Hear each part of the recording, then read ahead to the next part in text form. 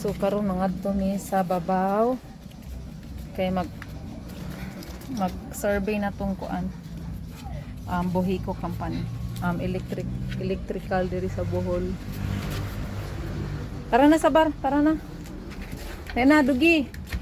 Dali na sa bar, malakaw na ta. Bahala ka na sa kinabuhi oy. Dudong. Grabe ka busy na mo. Bichay, kaon bichay na tira-tira na bichay. Ayo di pangilabot sa bar. Binigyan na kita. Bigyan ko yung aso ng itbahay na Nilda. Naigali siya tapos ginamot ko. Pupunta na kami sa ibabaw kasi isda namin. Marco tama. Kasi may magtap na ng kuryente. Masaya na ako kasi may magtap ng kuryente. Ito yung pinaka-hinihintay ko. Para magkaroon kami ng ilaw. Sa bar, asa yung tali mo sa bar? Yung tali yung aso ko. Kailangan kasi maglakad siya eh.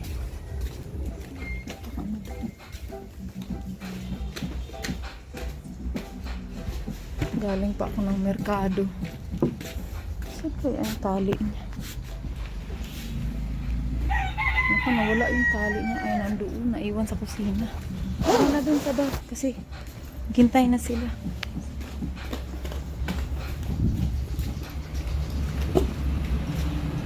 Grabe, kahit linggo nagtatrabaho ako. Kunin ko yung tali na. Tali ko itong dugi ko kasi ang dami kong dala. Come on, come on. Dali na. Dali sa bar.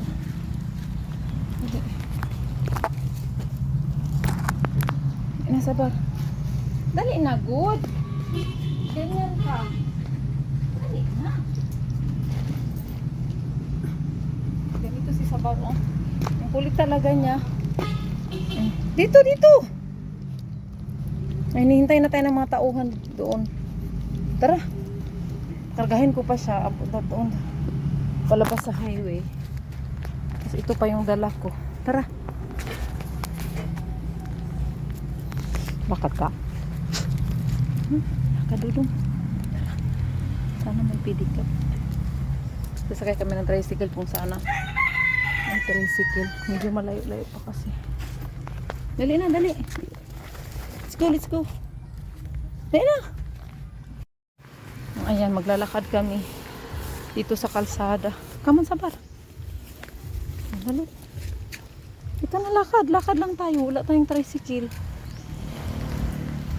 Tapos kabila ko. Ano ba yan? Tricycle. Tara na. Dali na.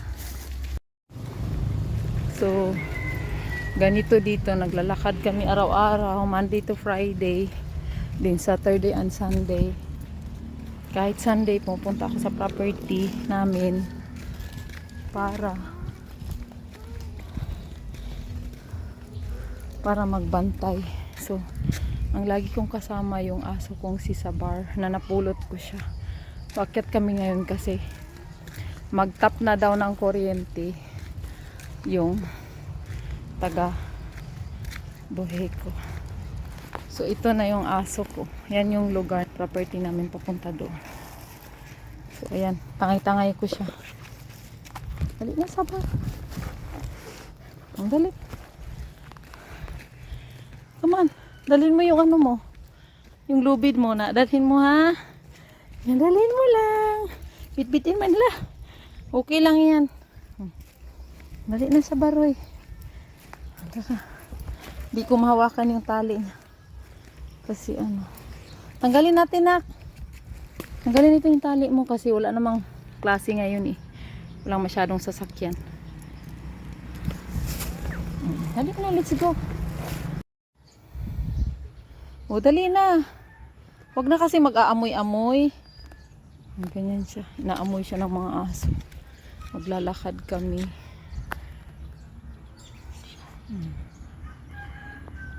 Ang dali na Sabar, tukoy. Sabar, dali na.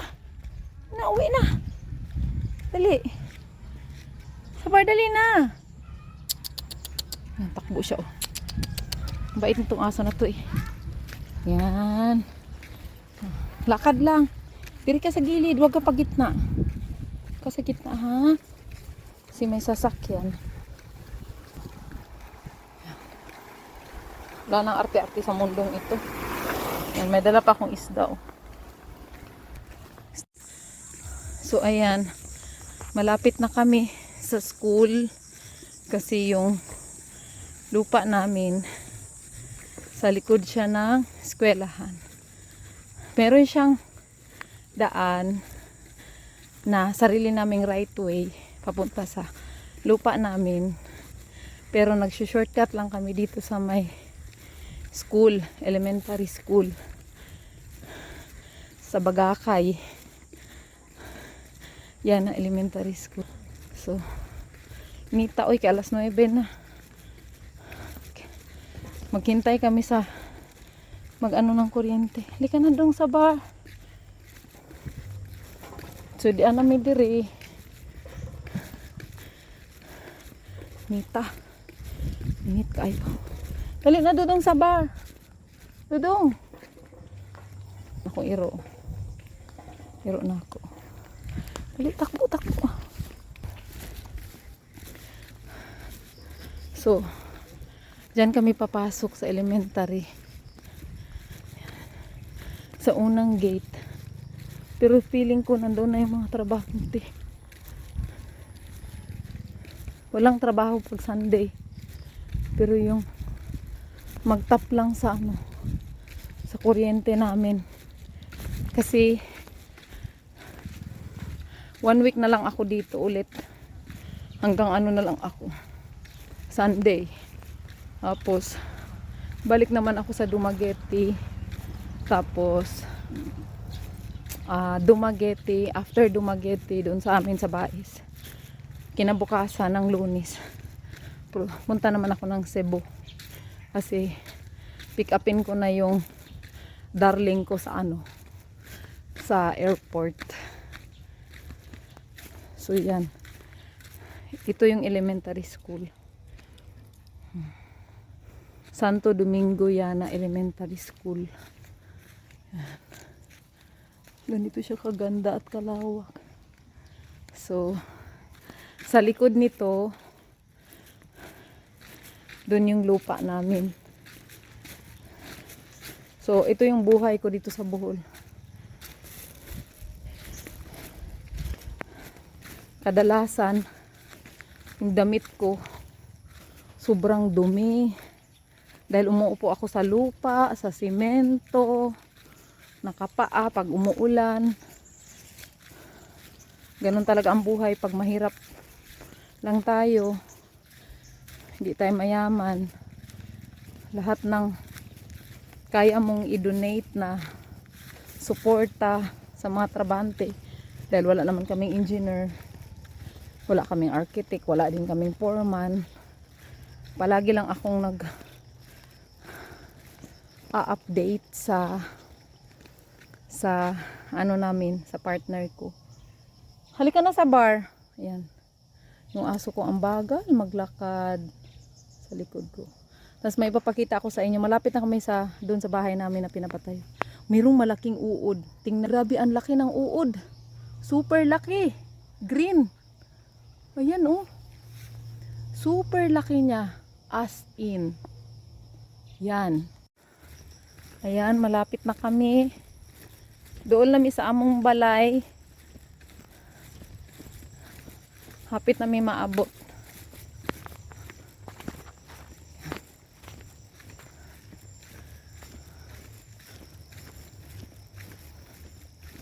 Sa among balay-balay. Yan na po siya.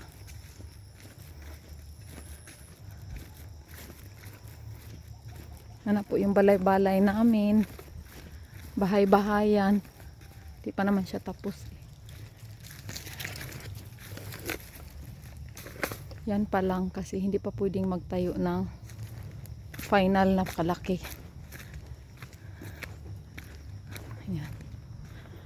Tapos pakita ko sa inyo yung septic tank namin. Ang laki ng septic tank namin. Katatapos lang siya kahapon. Ganyan kalawak ang septic tank namin. Oh.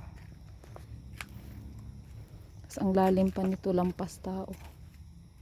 Yan. Septic tank namin.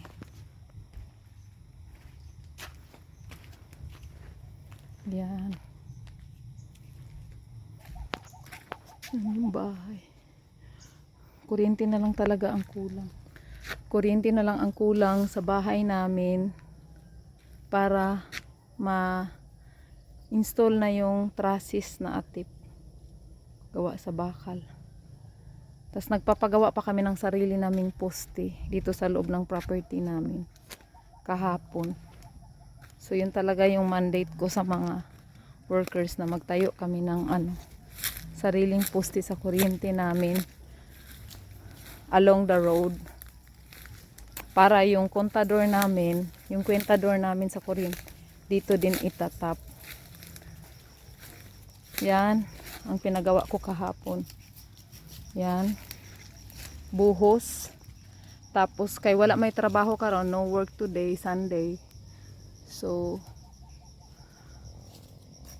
they will finish tomorrow in the morning. And then, we will wait until 3 days para ma-finalize ang connection wirings ng electricity.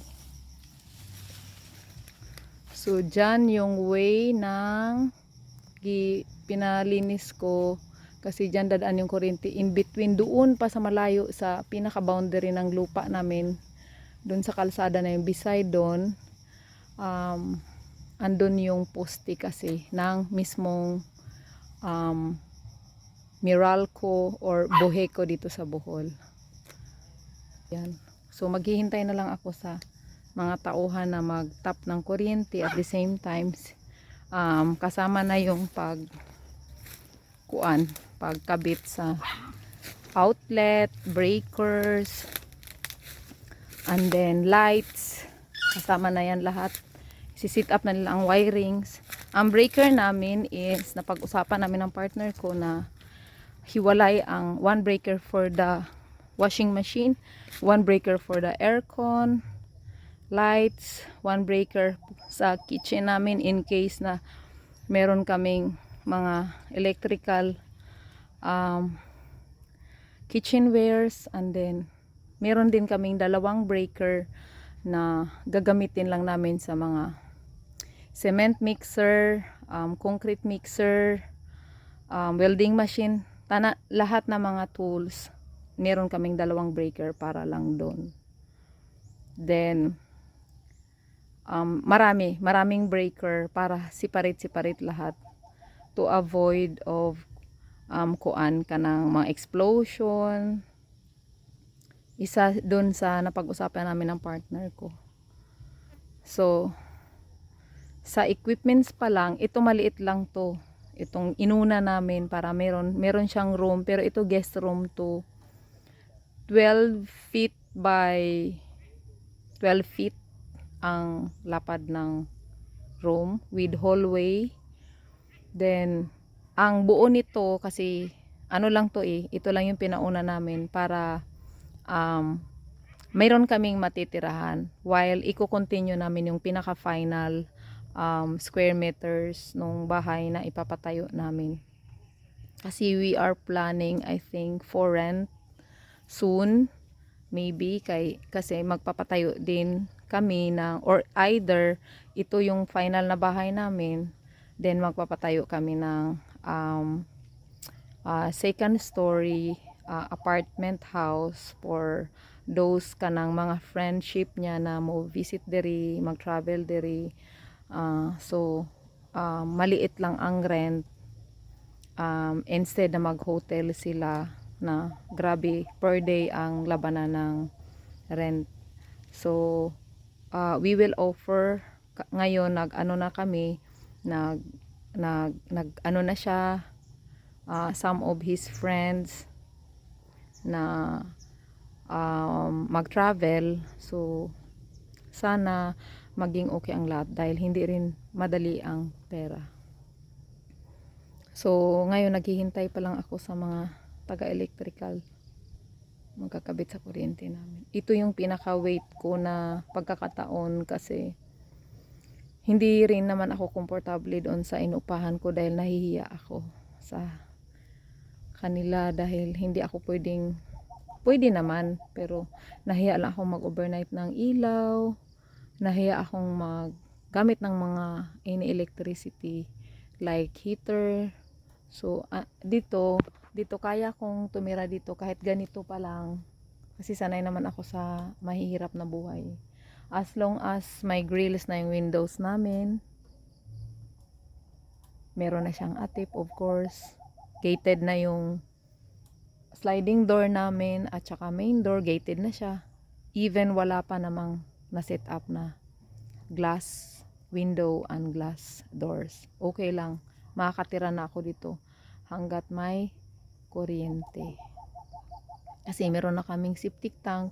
Siguro magsi-CR madali lang naman eh. Ikaw ba naman, probinsyana ka, kaya mo dyan, sa lawak niyan. Napakalawak yan dyan, tsaka patag yan dyan. So, kaya mong dumiskarte ng ganun as long as may tubig. Kasi ganun naman sa probinsya. Sa probinsya, ano naman talaga eh. Naranasan yan sa mga kagaya ko na pwede ka namang doon dumiskarte kung saan ka magbawas. Kasi ganoon naman talaga sa probinsya sa panahon sa doon sa amin. Ganoon naman talaga ang buhay. Kasi ako laking hirap ako kaya hindi rin ako maano sa mga taong malulupit kasi pinagdaanan ko yung paano ang maging mahihirap na masaya. Sobrang saya ang buhay mahirap. Lalo na kung ganyan lang, dyan ka lang, wala ka namang inaapakan tao. So, masaya.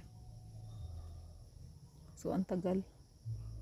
Yung nagagarden din ako, pero minsan pag napapagod ako, hindi ako nagtatrabaho. So, yan yung mga nagagawa ko. Pero grabe, ang hirap magbungkal, uy. Marami na akong mga buto-buto, okra, kalabasa, mga watermelon, pero nako, yan pa lang yung natatanim ko, oh. Meron ng sayuti dyan. Siguro ang sayuti kailangan kong lagyan ng kuan. Yung dahon kasi sobrang mainit dito. So excited ako na darating na yung magtap ng kuryente. Excited ako. Si Sabar ko. Lawit dila na siya. Nandyan siya sa ibabaw ng septic tank.